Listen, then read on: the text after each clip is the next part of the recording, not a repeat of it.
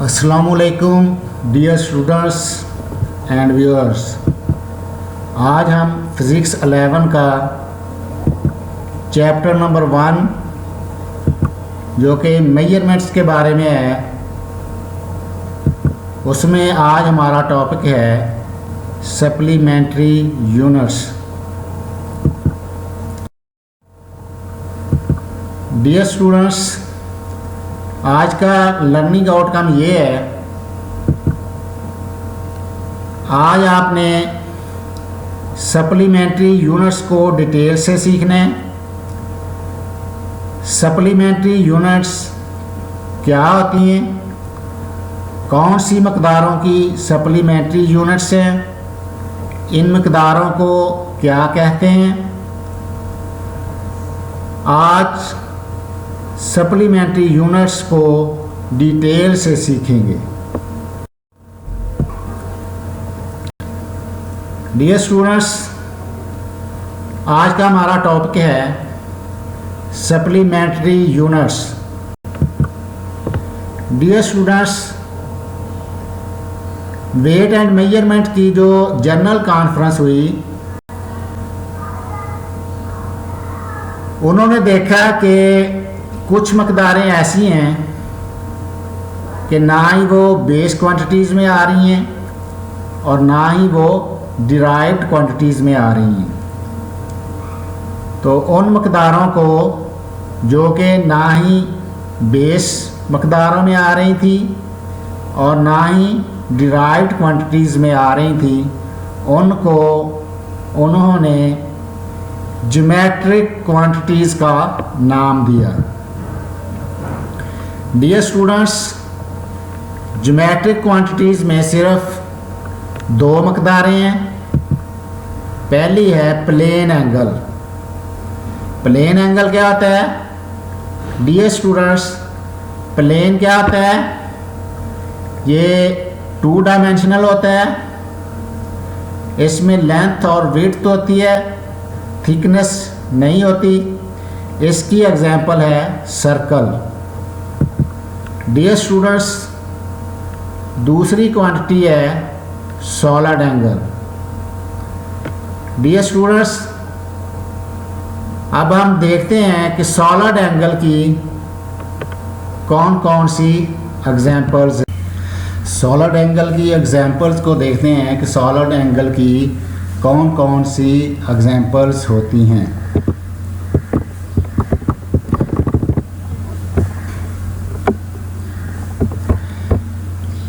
Torch से निकलने वाली जो लाइट होती है वो सॉलिड एंगल की फॉर्म में होती है। रोज़मर्रा ज़िंदगी में हम मुख्तलिफ़ सब्ज़ियों का इस्तेमाल करते हैं। इनमें बाज़ सब्ज़ियाँ सॉलिड एंगल की फॉर्म में होती है, मसलन गाजर। बर्थडे केक सॉलिड एंगल की फॉर्म में होता है। जब हम किसी बर्तन से, मसलन ये बोतल है, इससे दूसरे बर्तन में पानी डालते हैं तो पानी डालते हुए निकलता हुआ पानी सॉलिड एंगल की फॉर्म में होता है। सिरिंज में से निकलता हुआ फ्लूइड सॉलिड एंगल की फॉर्म में होता है। फुवारे से निकलता हुआ पानी सॉलिड एंगल की फॉर्म में होता है। मेहंदी के कोन सॉलिड एंगल की फॉर्म में होते हैं। बहुत सी मसाले हैं सॉलिड एंगल की जो हम डेली लाइफ में इस्तेमाल करते हैं। डियर स्टूडेंट्स, अभी आपने प्लेन एंगल और सॉलिड एंगल की एग्जांपल्स देखी। ये सप्लीमेंट्री यूनिट्स का टेबल है। ये फिज़िकल क्वांटिटी दी हुई हैं, ये एसआई यूनिट उनके दिए हैं और उनकी सिंबल्स दी हुई हैं। तो प्लेन एंगल जो होता है उसका एसआई यूनिट जो होता है वो रेडियन होता है। डियर स्टूडेंट्स, लेकिन हम एंगल की जो मेजरमेंट है वो डिग्री में भी करते हैं, लेकिन डिग्री जो है वो एंगल का एसआई यूनिट नहीं है। एसआई यूनिट जो है वो रेडियन और स्टेरेडियन ही है। प्लेन एंगल का जो एसआई यूनिट है वो रेडियन है और इसकी सिंबल है RAD। इस तरह जो सॉलिड एंगल होता है उसका एसआई यूनिट रेडियन है और उसकी सिंबल है SR।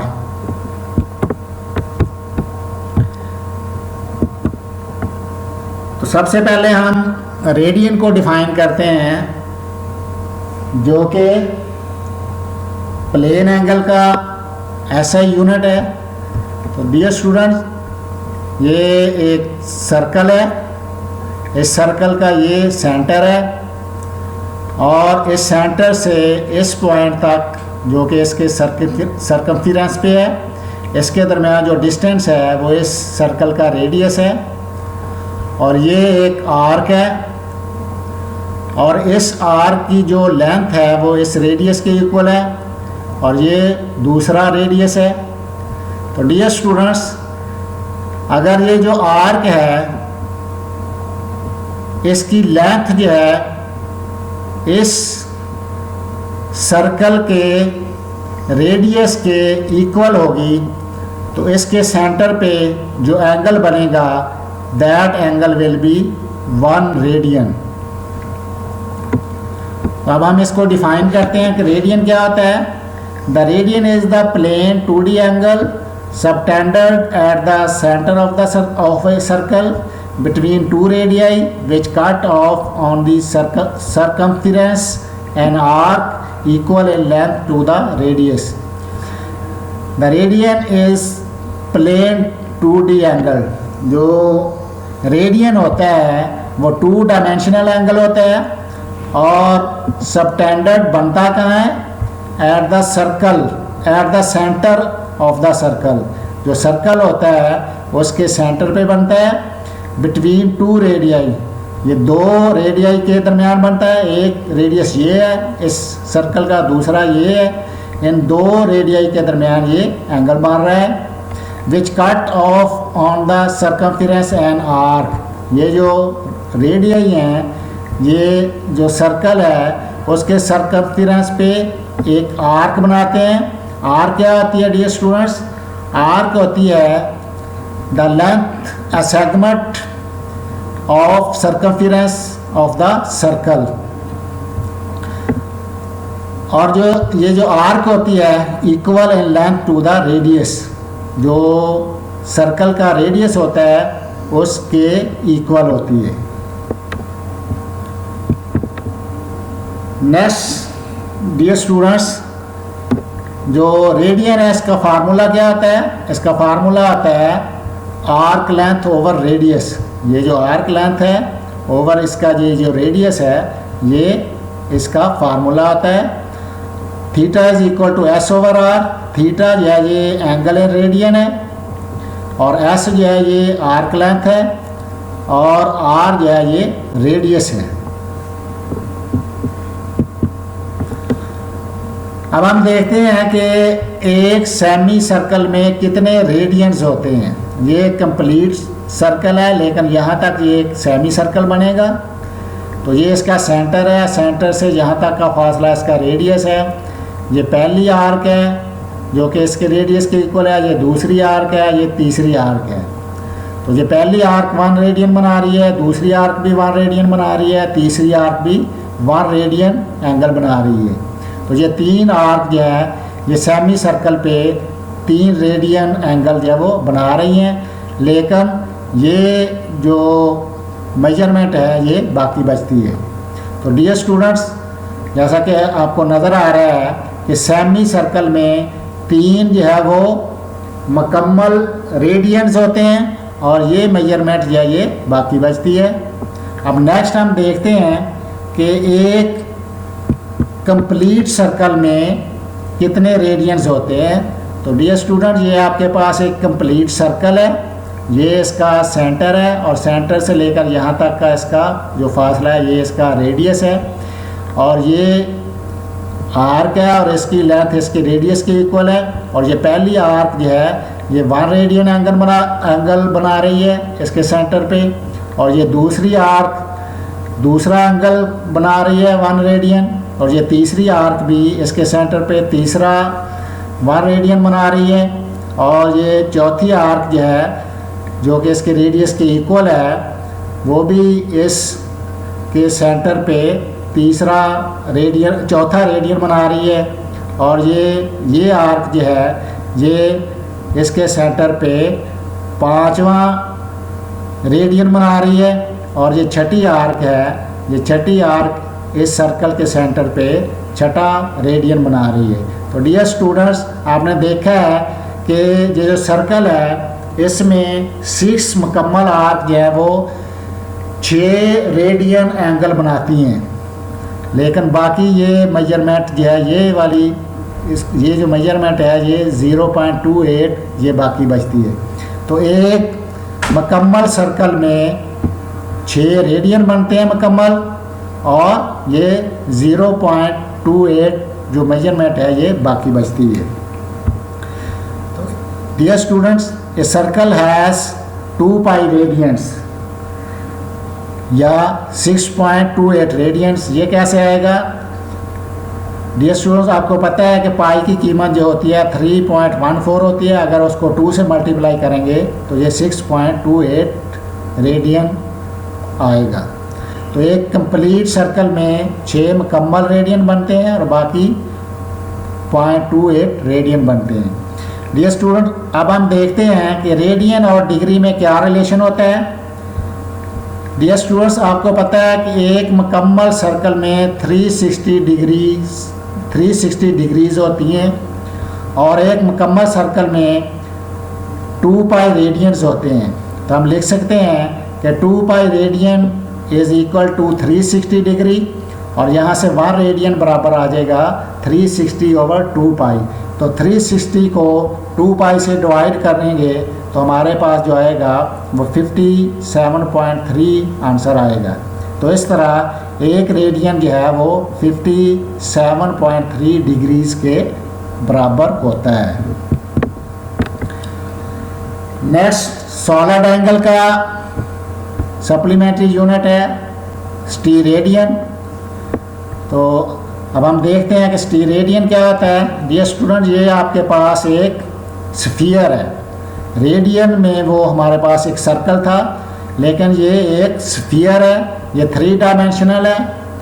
और इस स्फीयर पे ये एक सरफेस है, और इस सरफेस का एरिया जो है वो r² है, और इस स्फीयर का ये वाला सेंटर है, और सेंटर से यहाँ तक का जो फासला है ये इसका रेडियस है। तो डियर स्टूडेंट्स, अगर इस स्फीयर की ये जो सरफेस है इसका जो एरिया है इस स्फीयर के रेडियस के स्क्वायर के इक्वल होगा, तो इसके सेंटर पे जो एंगल बनेगा दैट विल बी 1 स्टीरेडियन। तो अब हम स्टीरेडियन को डिफाइन करते हैं। The steradian is the solid angle oblique 3 dimensional subtended at the center of a sphere by an area of its surface equal to the square of the radius of the sphere. तो dear students, steradian is the solid angle. Steradian जो है एक solid angle होता है या 3 dimensional angle होता है, और ये बनता कहाँ है? सबटेंडेड कहाँ बनता है? ये जो स्फीयर होता है इसके सेंटर पर, at the centre of a sphere. और कैसे बनता है? By an area of its surface. ये जो सरफेस है इसके एरिया से, जो कि इसके रेडियस के स्क्वायर के इक्वल होती है, equal to the square of the radius of the sphere. तो ये स्टीरेडियन की डेफिनेशन है डियर स्टूडेंट्स। अब नेक्स्ट हम इसका फार्मूला देखते हैं। स्टीरेडियन का फार्मूला होता है angle of steradian is equal to area of surface over radius का स्क्वायर। ये जो सरफेस है इसका एरिया ओवर ये स्फीयर जो है इसके रेडियस का square, that will be angle of the स्टीरेडियन।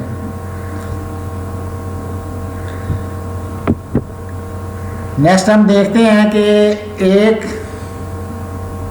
स्टीरेडियन में एक स्फीयर में कितने स्टेरेडियन होते हैं? ये कंप्लीट स्फीयर है, इसमें कितने स्टेरेडियन होते हैं? ज़रा सोचें कि एक कंप्लीट स्फीयर में कितने स्टेरेडियन हो सकते हैं। चलें हम देखते हैं कि एक कंप्लीट स्फीयर में कितने स्टेरेडियन होते हैं।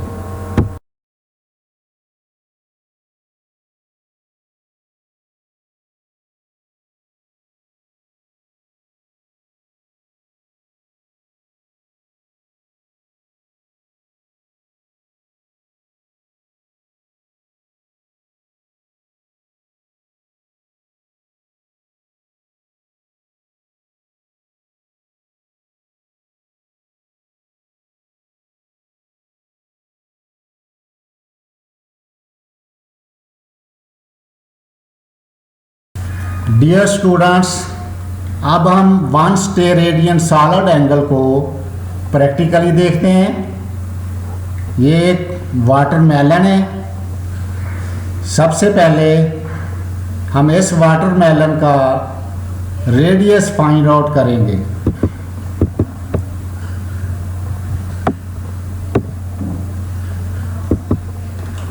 इसके बाद हम वाटरमेलन पर एक सर्कुलर सरफेस लेते हैं।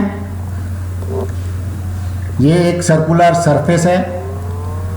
अगर इस सर्कुलर सरफेस का एरिया इस वाटरमेलन के रेडियस के स्क्वायर के इक्वल होगा तो वन स्टेरेडियन एंगल हासिल होगा। ये देखें, ये जो सरफेस है इसका एरिया भी आर स्क्वायर है और इसका जो वाटरमेलन है इसका रेडियस अगर इसका स्क्वायर लें और इस सरफेस के एरिया के इक्वल आए तो ये जो सरफेस है इस कंप्लीट स्फीयर के सेंटर पर वन स्टेरेडियन सॉलिड एंगल बनाएगी। तो डियर स्टूडेंट्स, इस तरह हम प्रैक्टिकली एक कोन ऑफ वन स्टेरेडियन हासिल करते हैं। डियर स्टूडेंट्स, अब हम मैथमेटिकली देखते हैं how we get one steradian. For solid angle theta is equal to A over R square, यानी जो थीटा आता है वो सरफेस एरिया ओवर रेडियस का जो स्क्वायर होता है उसके इक्वल होता है। तो theta is equal to A over R square. अगर हम ए की जगह जो कि सरफेस एरिया है वो आर स्क्वायर लेते हैं, यानी ए की जगह अगर हम आर स्क्वायर को पुट करेंगे तो इसके बाद चूंकि इसका रेडियस का स्क्वायर भी आर स्क्वायर है और सरफेस एरिया जो है वो भी आर स्क्वायर आता है, तो आर स्क्वायर से कैंसिल हो जाएगा। तो इस तरह हमें वन स्टेरेडियन एंगल हासिल होगा।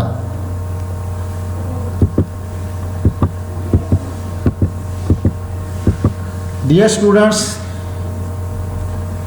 अब हम देखते हैं how many steradian are there in a complete sphere, यानी जो वाटरमेलन है ये एक कंप्लीट स्फीयर है, इसके अंदर कितने स्टेरेडियन बनते हैं। तो ये एक कोन है ऑफ वन स्टेरेडियन की, ये एक दूसरी कोन है वन स्टेरेडियन की, इस तरह ये तीसरी कोन है वन स्टेरेडियन की और इस तरह ये चौथी कोन है वन स्टेरेडियन की।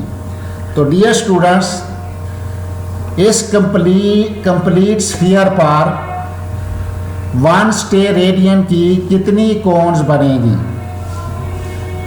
तो डियर स्टूडेंट्स, एक कंप्लीट स्फीयर जो होता है उसमें 4 पाई स्टेरेडियन होते हैं और पाई की कीमत आपको पता है 3.14 होती है। अगर हम पाई की कीमत इसमें पुट करें तो हमें 12.56 स्टेरेडियन हासिल होंगे। तो इस तरह इस वाटरमेलन में ये जो कंप्लीट स्फीयर है इसमें 1 स्टेरेडियन की 12 कोन्स बनेगी और इसके अलावा 0.56 स्टेरेडियन जो है वो स्पेस जो एंगल जो है वो बाकी बचेगा। तो इस तरह डियर स्टूडेंट्स, एक कंप्लीट स्फीयर में 4 पाई यानी 12.56 स्टेरेडियन बनते हैं। डियर स्टूडेंट्स, आज के लेसन को कंक्लूड करते हैं। तो आज आपने ज्योमेट्रिक क्वांटिटीज़ के बारे में सीखा और उसमें देखा कि ज्योमेट्रिक क्वांटिटीज़ में सिर्फ 2 मकदार हैं जिनको प्लेन एंगल और सॉलिड एंगल कहते हैं, और उनके यूनिट्स के बारे में आपने सीखा, यानी रेडियन और स्टेरेडियन को के बारे में मुकम्मल तौर पे आपने सीखा। रेडियन क्या होता है और स्टेरेडियन क्या होता है और ये किस किस के यूनिट होते हैं। तो लास्ट में आपने देखा होगा कि अगर हम रेडियन और स्टेरेडियन का कंपैरिजन करें तो रेडियन में सर्कल होता है, 2 डायमेंशनल होता है, और स्टेरेडियन में स्फीयर होता है जो कि 3 डायमेंशनल होता है।